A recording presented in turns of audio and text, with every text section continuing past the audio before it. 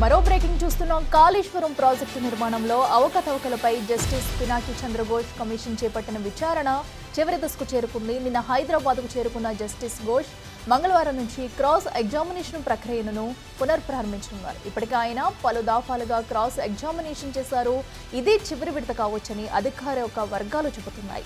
గతంలో నిర్వహించిన cross examination కు హాజరు కాలేకపోయిన ఆర్థిక శాఖ ప్రత్యేక ప్రధాన కార్యదర్శి కె రామకృష్ణారావును ఈసారి కమిషన్ ప్రశ్నించనుంది. దీంతో అధికారుల విచారణ పూర్తవుతుంది. బ్యారేజీల నిర్మాణ సంస్థల ప్రతినిధులతో పాటు కాళేశ్వరం ప్రాజెక్టుపై ఆడిట్ నిర్వహించి నివేదిక రూపొందించిన కాగ్ అధికారులను కమిషన్ ప్రశ్నించనుంది.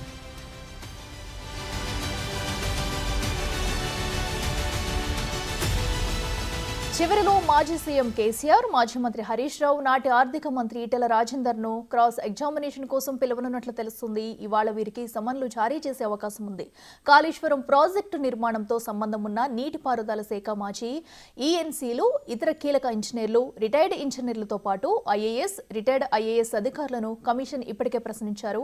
అయితే బ్యారేజీ నిర్మాణ ప్రాంతాన్ని తుమ్మడిహిట్టి నుంచి మేడిగడ్డకు మార్చడంతో పాటు మేడిగడ్డ, అన్నారం, సుందిళ్ల బ్యారేజీల నిర్మాణ స్థలాల ఎంపిక, ఇతర అంశాల్లో కేసీఆర్, హరీష్ రావు కీలక నిర్ణయాలు తీసుకున్నారని ఇప్పటికే పలువురు అధికారులు వాంగ్మూలం ఇచ్చారు.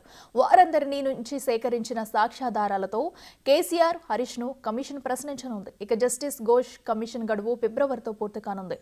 మార్చి లేదా ఏప్రిల్లో ప్రభుత్వానికి నివేదిక సమర్పించే అవకాశం ఉంది.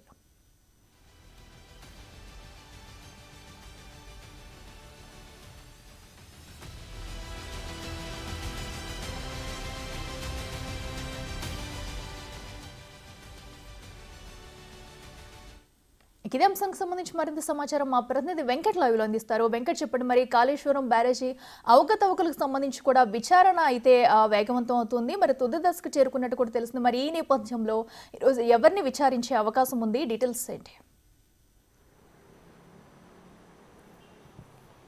అఖిల, మొత్తం మీద కాళేశ్వరం విచారణ తుది దశకు చేరిందని చెప్పుకోవచ్చు. ఫిబ్రవరి ఎండింగ్ వరకు ఇంకా సమయం ఉంది కాబట్టి ఖచ్చితంగా ఎవరినైతే కాళేశ్వరంలో జరిగిన అవకతవకల మీద పూర్తి స్థాయిలో కమిషన్ దృష్టి పెట్టి విచారిస్తుంది. ఇప్పటికే ఇరిగేషన్ శాఖకు సంబంధించిన అధికారులందరూ కూడా పూర్తి స్థాయిలో విచారించిన కమిషన్ ఇప్పుడు ఆర్థిక శాఖ మీద దృష్టి పెట్టే అవకాశం కనిపిస్తుంది.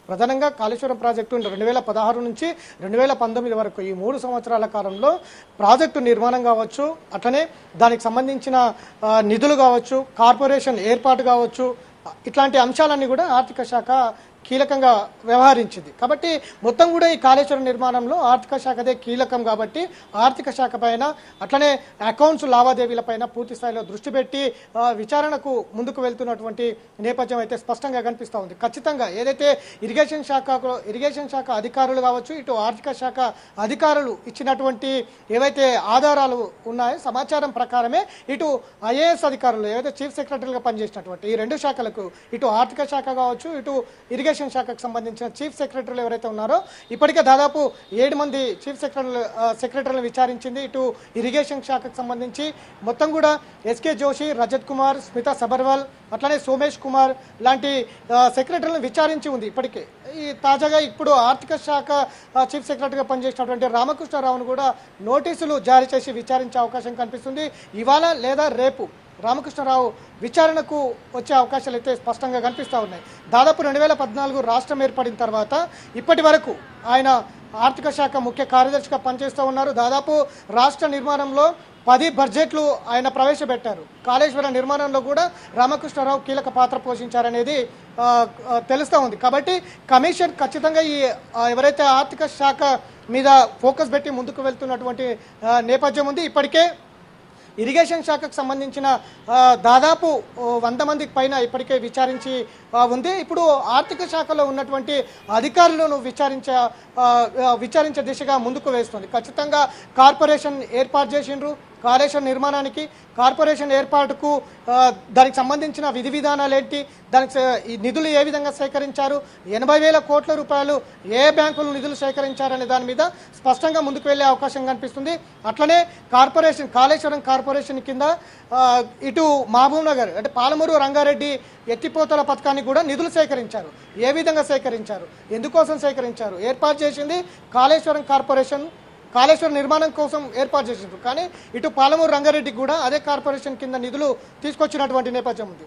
మొత్తం కూడా ఇదంతా కూడా ఆర్థిక శాఖకు సంబంధించిన అంశాలు కాబట్టి కాళేశ్వరం నిర్మాణం ఫెయిల్యూర్ అవ్వడానికి, కృంగుబాటు కావడానికి ఈ నిధులు ఎక్కడి నుంచి సేకరించారు, ఏ సంస్థలకు ఎంతెంత మొత్తంలో ఇచ్చారు, ఒకవేళ ఇచ్చినటువంటి మొత్తానికి సంబంధించి పనులు కూడా నాణ్యంగా జరిగాయా అనే దాని మీద పూర్తి స్థాయిలో ఫోకస్ పెట్టే అవకాశం కనిపిస్తుంది.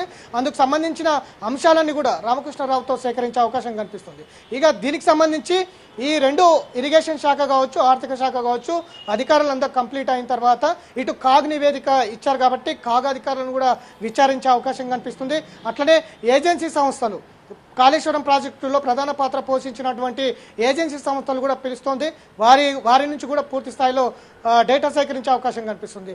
ఎందుకు బ్యారేజీలు కుంగిపోవాల్సి వచ్చింది, పూర్తి స్థాయిలో విఫలం అవడానికి కారణం ఏంటి, ఎందుకు తుమ్మిడిహెట్టి దగ్గర కట్టాల్సిన ప్రాజెక్టు మేడిగడ్డకి ఎందుకు తీసుకొచ్చారు, మేడిగడ్డ కింద ఉన్నటువంటి అన్నారం సుందిల్లా ప్రాజెక్టులు ఎందుకు లీకేజీలు అవుతున్నాయనే దాని మీద పూర్తి స్థాయిలో డేటా సేకరించే అవకాశం కనిపిస్తుంది. ఈ అంశాలన్నీ పూర్తి అయిన తర్వాత ఇటు ఇరిగేషన్ కావచ్చు, ఆర్థిక శాఖకు సంబంధించిన అంశాలు పూర్తయిన తర్వాత కాగ్ అధికారులను అట్లనే ఏజెన్సీ అధికారులను పిలిచిన తర్వాత ఇటు మరోసారి మురళీధర్ రావు, ఇరిగేషన్ శాఖకు సంబంధించిన ఈఎన్సీ మురళీధర్ రావు, నల్ల వెంకటేశ్వర్లు వీరిని కూడా మరొకసారి పిలిచి పూర్తి స్థాయిలో డేటా సేకరించే అవకాశం కనిపిస్తుంది.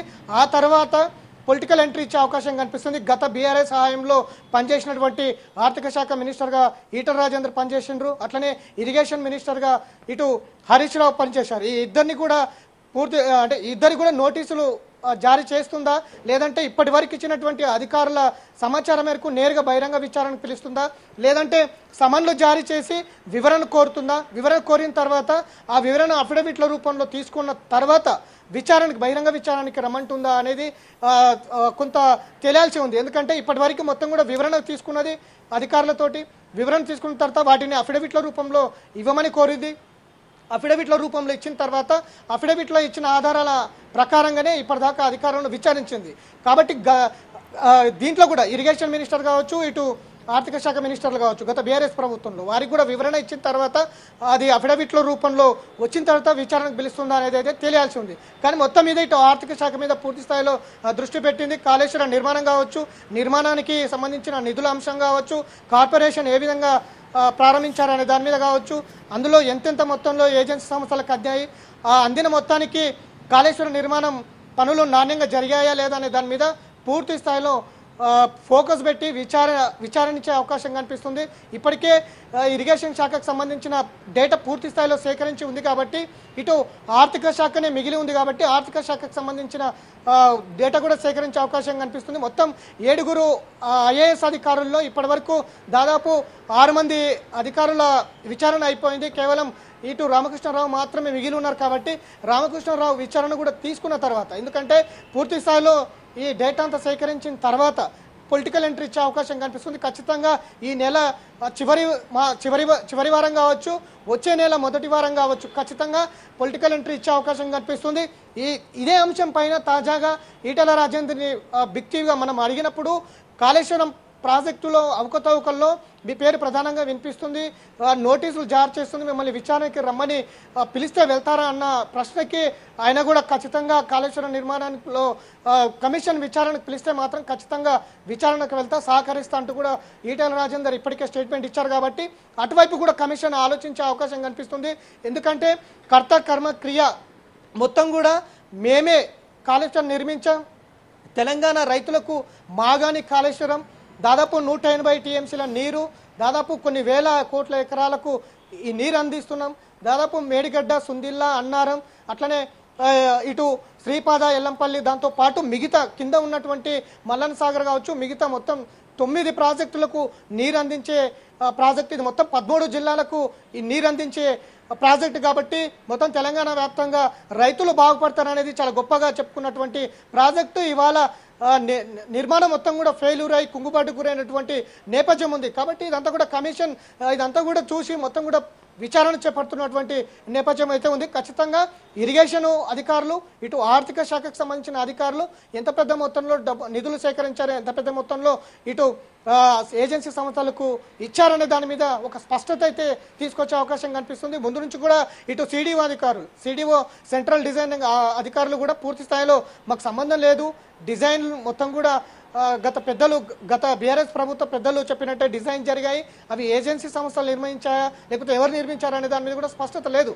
కాబట్టి సిడిఓ అధికారులు పై అధికారులు అని చెప్తున్నారు. ఇటు కింది స్థాయి నుంచి ఈఈ నుంచి ఈఎన్సీ వరకు కూడా పై స్థాయి వాళ్ళే చెప్తున్నటువంటి నేపథ్యం ఉంది. కాబట్టి ఖచ్చితంగా ఇటు ఇరిగేషన్, ఇటు ఆర్థిక శాఖ ప్రధాన పాత్ర పోషించాయి. కాబట్టి రెండు శాఖల మీద ఉన్నటువంటి అధికారుల నుంచి కీలక డేటా సేకరించిన తర్వాత గత బీఆర్ఎస్ ప్రభుత్వంలో ఉన్నటువంటి ఇరిగేషన్ అట్లనే ఆర్థిక శాఖ మినిస్టర్లు కూడా నోటీసులు జారీ చేసి విచారించే అవకాశం అయితే స్పష్టంగా కనిపిస్తుంది. ఫిబ్రవరి చివరి వరకు కమిషన్కు విచారణ గడువు ఉంది. కాబట్టి ఆలోపు నివేదిక ఇస్తుందా లేదంటే మళ్ళీ ఒక నెల పెంచుతుందా అనేది కూడా కొంచెం తెలియాల్సిన అవసరం ఉంది. ఖచ్చితంగా ఇవాళ రేపు ఆర్థిక శాఖ ముఖ్య కార్యదర్శిని నోటీసులు ఇచ్చి విచారణకు పిలిచే అవకాశం అయితే స్పష్టంగా కనిపిస్తుంది. Akhila, right Venkat, thank you. So చూస్తున్నాం కదా, కాళేశ్వరం ప్రాజెక్టు అవకతవకలకు సంబంధించి కూడా విచారణ తుది దశకు చేరుకుంది. అయితే ఈ నేపథ్యంలోనే నిన్న హైదరాబాద్ చేరుకున్న జస్టిస్ ఘోష్ క్రాస్ ఎగ్జామినేషన్ చేయనున్నారు. ఈ నేపథ్యంలో పలు దాపాలుగా విచారణ జరిపిన అనంతరం కూడా మాజీ సీఎం అటు కేసీఆర్ అలాగే హరీష్ రావు, ఈటెల రాజేందర్ని కూడా ప్రశ్నించే అవకాశం కనిపిస్తుంది.